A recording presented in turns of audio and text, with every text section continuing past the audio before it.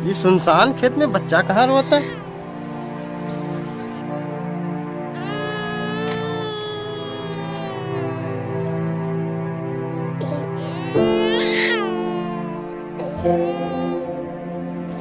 हे भगवान, ये कैसन दिन आ गइल बा। तो रो बाबू, चुप हो जा।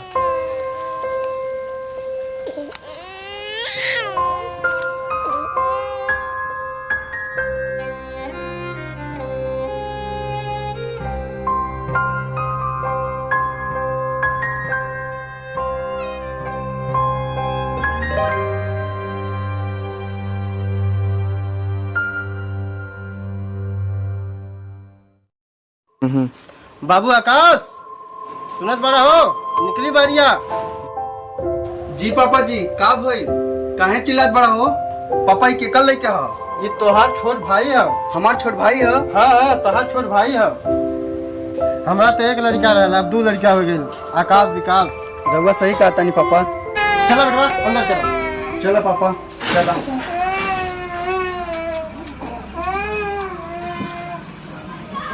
बेटवा आकाश, हाँ पापा। हमारी बात ध्यान से सुन। बतावा पापा। अपने छोटे भाई को अपने से कभी अलग मत करिए, चाहे कौनो दुख तकलीफ करे। ठीक बा पापा। तू अंदर जा, हम जाता नहीं के। ठीक बा पापा। ठीक जा।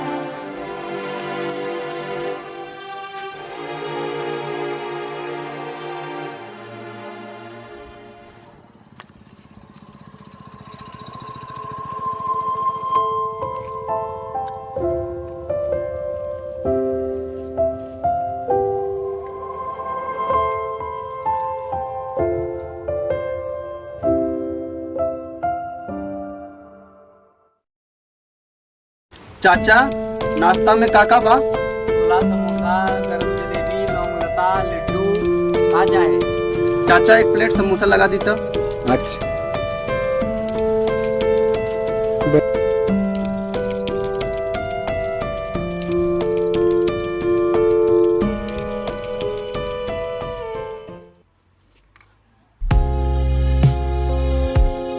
ला समोसा।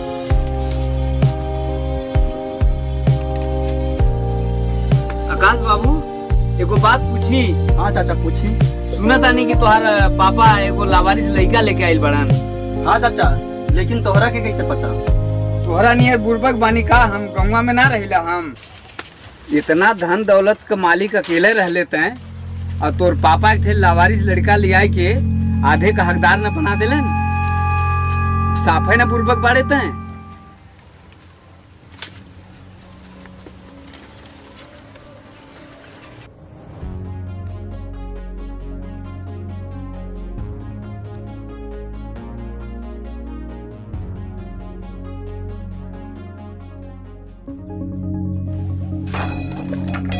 हमरा जमीन जायदाद के ते मालिक होबे?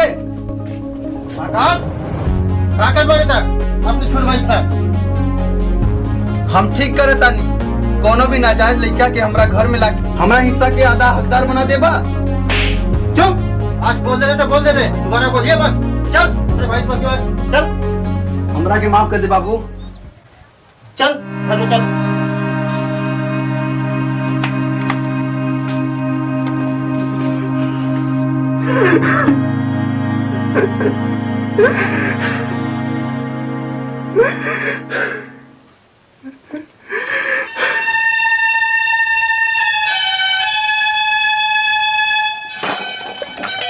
हम ठीक करे तानी। कोनो भी नाजायज लड़का के हमरा घर में लाके हमरा हिस्सा के आधा हकदार बना देबा?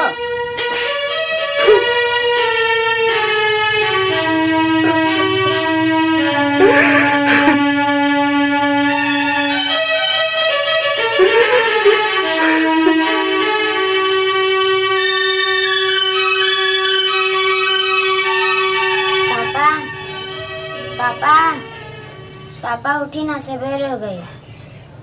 भैया, भैया, आए देखिए पापा उठत नहीं के। का भइल पापा? ए पापा, पापा, रउआ के का भइल? पापा।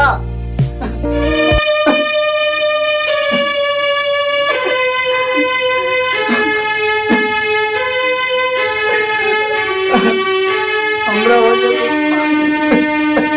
से दिलवा के माफ कर दी पापा।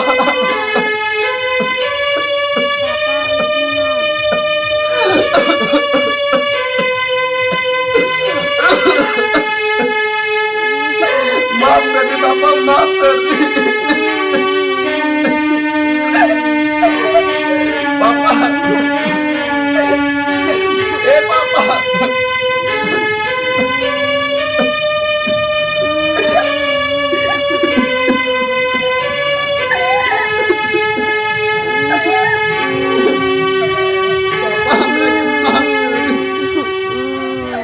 हमरा तो बहुत बड़ गलती हो गई।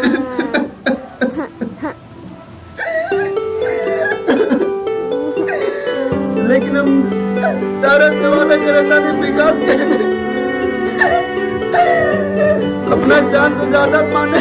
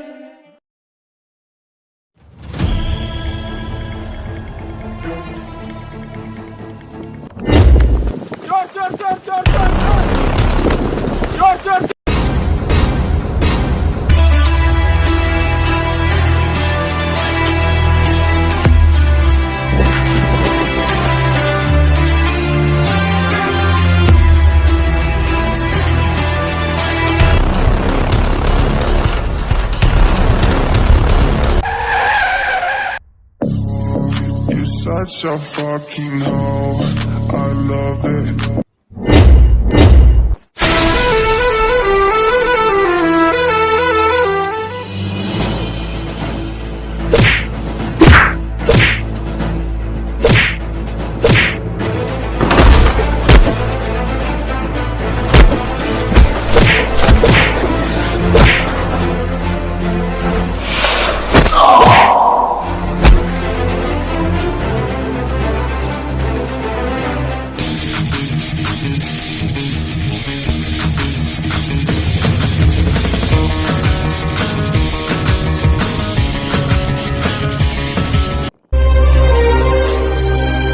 भैया ये कौन बाड़े सन जौन तारा हाथ से बैग छीने की कोशिश कैलिस? ये सब सरकार के आदमी बड़े। भैया इस सरकार के बारे हमरा के भी बताओ ना। सरकार मणियाहो के बहुत बड़ा गुंडा हो बाबू, इतना चक्कर में मुझे मत पड़ा, इन्होंने से दूरे रहा तू। विकास, आज अगर तू न रहता तो हम बर्बाद हो जाती। तुझे पता बा यही बैग में जमीन के कागज, प्रॉपर्टी, कैश सब कुछ यही में बा। धन्यवाद विकास। भैया मैं धन्यवाद की का बात बा, आप तो हम अनाथ के लिए भगवान समझ बानी। भैया जरूरत पड़ला पे हम अपन जान तोरा लिए दे भी सकीला और केहू की जान ले भी सकीला हम। अरे बाबू तू तो हमारे दिल के टुकड़ा हुआ है। छोड़ा इस सब बात के, अब घर चली।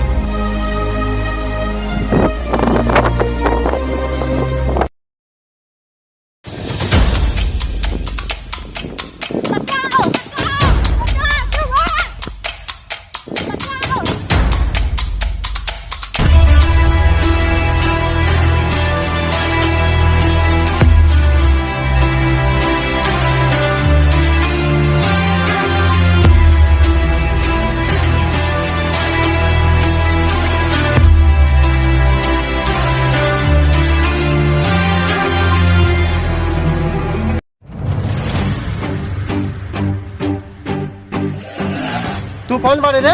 विकास।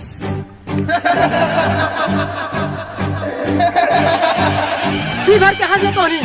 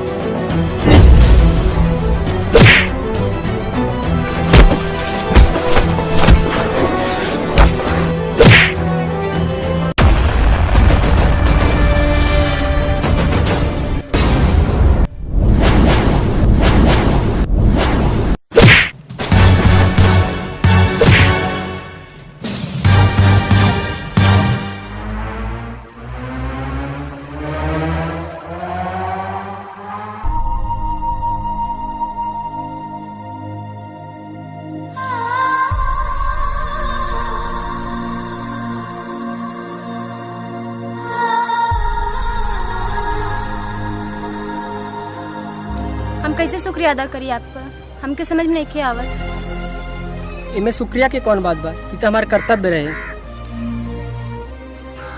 कोनो दिक्कत होके तो हाइले हमार नंबर हमरा के फोन करिए।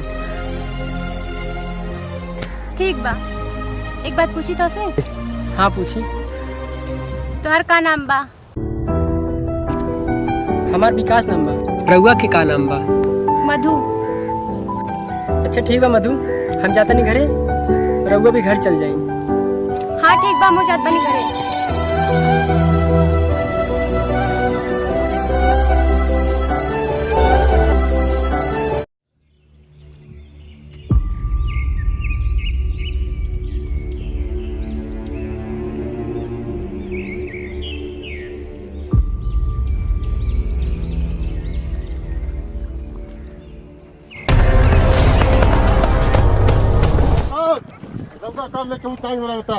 बस कौन बा ओकर नाम बताओ सन। सरकार उपास वाले गांव के लड़का हो। हाँ सरकार, ओकर नाम विकास हो। ओकर एगो सरकार एगो भाई बा जेकर नाम आकाश बा। सरकार कुछ करी ना तो हमने के गांव में बहुत बेइज्जती हुई। सरकार कुछ करी ना तो बहुत बेइज्जती हुई। करी सरकार करी। हाँ लोगन का दिल से हमनी के डर ना निकले के चाहिए। जो कर भाई के उठा लिया। ठीक बा सरकार।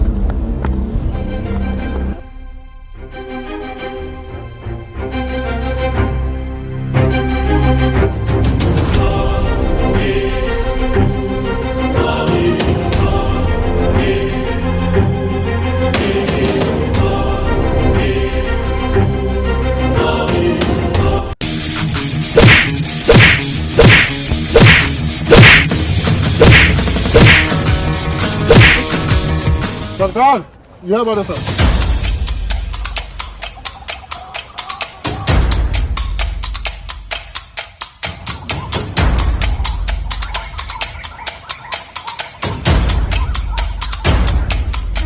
सरकार एक बार हाथ छोड़ के देखी, तोहरा के यही ये जिंदा गाड़ दे है। मारा सन एकरा के और मारा सन। जब